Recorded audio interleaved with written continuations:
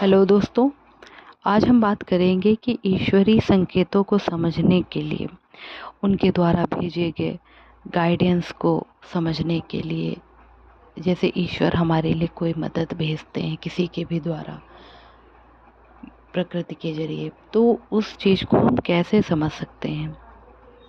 आखिर ऐसा क्या है जो हम ईश्वर के द्वारा भेजे गए संकेतों को नहीं समझ पाते हैं। उनकी मदद हमें कहीं ना कहीं मिल रही होती है, कोई ना कोई मुसीबत में, फिर भी हम समझ नहीं पाते और फिर हम बिलखते हैं कि परमात्मा हमारी मदद नहीं कर रहा है। परमात्मा ने इस मौके पे मुझे एकदम अकेला छोड़ दिया, मेरी बिल्कुल मदद नहीं करी। लेकिन ईश्वर हमें प्रतिपल कहीं ना कहीं संकेत देते हैं, कुछ ना कुछ गाइडेंस देते हैं, जिन्हें समझना ज़रूरी है। लेकिन बात यह रहती है कि आज का मनुष्य इतना ज़्यादा भरा पड़ा है अहंकार से, घृणा से, एक दूसरे की बुराइयां करने में, और कहीं ना कहीं एक गिल्ट की फीलिंग उसके भीतर है, और यह भी रहता है कि इसने मेरे साथ बुरा किया है और मैं इन्हें इस जन्म में कभी भी माफ़ नहीं करूँगा या करूँगी, या कहीं ना कहीं किसी के साथ हम कुछ गलत कर देते हैं जाने अनजाने में ही सही। तो ये सारी बातों से हमने अपने आप को भर रखा है, और जब इन्हीं सारे उलझाव में हम फंसे हुए हैं तो ईश्वर के संकेत, ये ब्रह्मांड के द्वारा भेजी गई मदद को हम कैसे समझेंगे। हम समझना ही नहीं चाहते हैं। तो इसके लिए ज़रूरी है दोस्तों कि खुद को एक एक विकार से खाली किया जाए।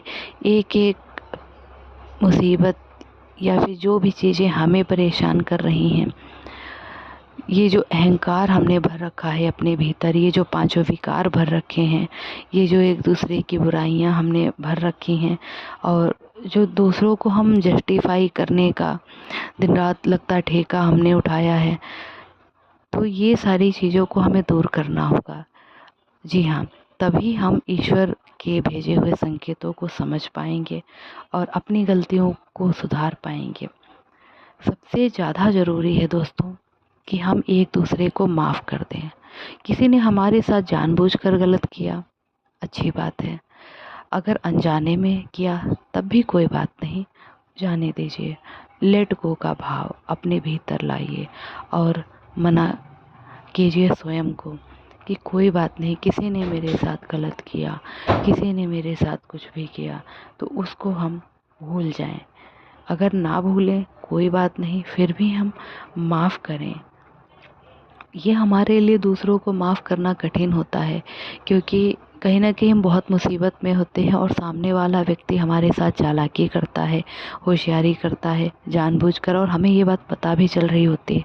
लेकिन ऐसे में हम सोचेंगे कि हम कैसे माफ़ कर दें इनको, हम उनका कुछ बिगाड़ तो नहीं सकते, लेकिन हम इन्हें जवाब भी नहीं दे सकते, लेकिन हम इन्हें माफ़ भी नहीं करेंगे। कहीं ना कहीं ये भावना हमारे भीतर जब आ जाती है तो हम खुद ही अंदर परेशान हो जाते हैं, और एक कोई ना कोई बीमारी का स्वरूप हमारे भीतर उभर आता है। तो सबसे ज़रूरी है स्वयं को स्वस्थ रखने के लिए, स्वयं को ठीक रखने के लिए हम दूसरों को माफ़ करें। वे चाहे जैसे हों, अच्छे हों या बुरे हों, वे अपने संस्कार लिए हुए इस दुनिया में आए हैं और वे ऐसे ही रहने वाले हैं, वे कभी नहीं बदलने वाले हैं।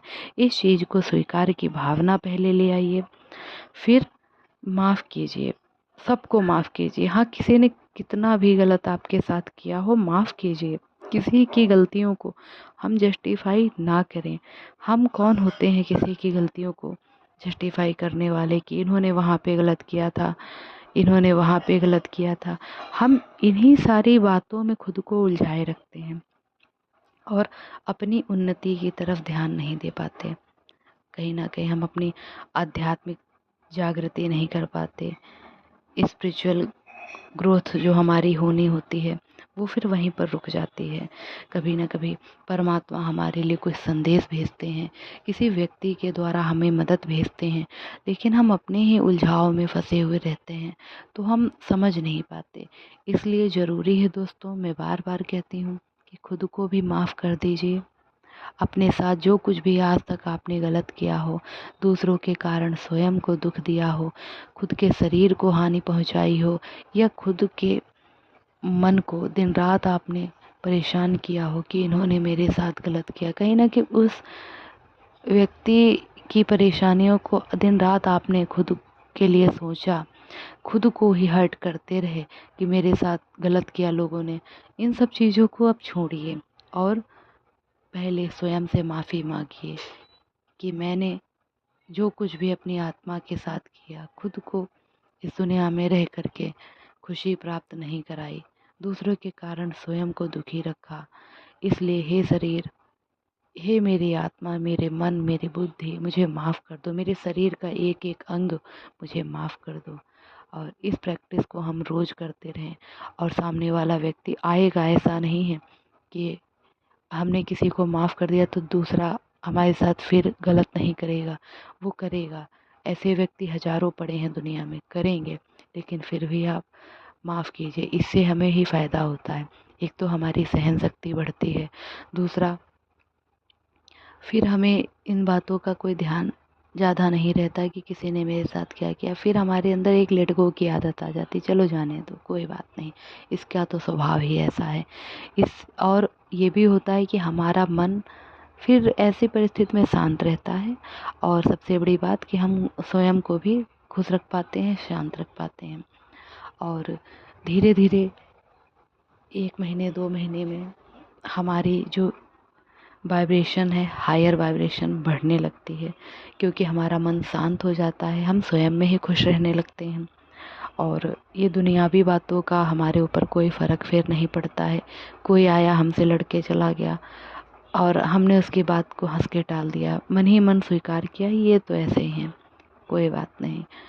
और फिर हमारी जब हायर वाइब्रेशन बढ़ जाती है, तब स्टार्ट होती है हमारी स्पिरिचुअल ग्रोथ। फिर परमात्मा के द्वारा भेजे गए संकेत, चाहे वो सपनों के द्वारा हों, चाहे कोई व्यक्ति के द्वारा हों, हमारे अच्छे के लिए, हमारी उन्नति के लिए कहीं ना कहीं रास्ते खुलने लगते हैं, और फिर हमारे जीवन में नए नए रास्ते हमें मिलते हैं, जिससे कि हम अपनी आध्यात्मिक मानसिक उन्नति करते हैं, और कहीं ना कहीं कुछ ना कुछ समाज में अच्छा दे करके हम जाते हैं। ये प्रकृति, ये ब्रह्मांड से तब हम जुड़ जाते हैं, क्योंकि हमारे भीतर ना अहंकार रहता है, ना ही कोई ऐसी भावना जो हम दूसरों की गलतियों को दिन रात गिनाएं। आखिर किसी की गलतियों को गिनाने का, किसी की बुराइयों को गिनाने का कोई हमने ठेका नहीं ले रखा है।